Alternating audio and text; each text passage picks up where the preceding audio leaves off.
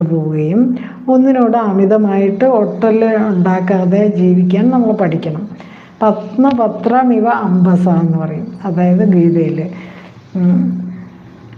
നമ്മളെങ്ങനെ ജീവിക്കും. ബ്രഹ്മണി ആദായ കർമാണി സംഘം തെക്വാ കരോതിയഹ ലിപ്യതേന സ പാപേന പത്മപത്രമിവ അംബസ എന്ന് ചാപ്റ്റർ 4 ചാപ്റ്റർ 5 തോന്നുന്നു. ചാപ്റ്റർ 5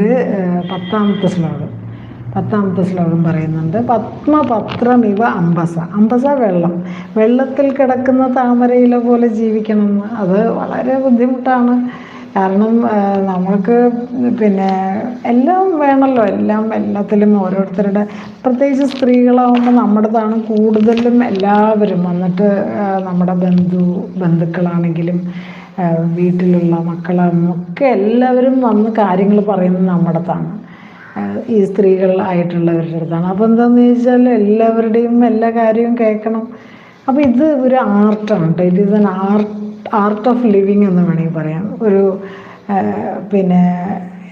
ഈ ലൈഫിനെ മുന്നോട്ട് കൊണ്ടുപോകാനുള്ള ഒരു നല്ല ബ്യൂട്ടിഫുൾ ആയിട്ടുള്ള ഒരു തത്വമാണ് അവിടെ രമണ മഹർഷി തന്നത്.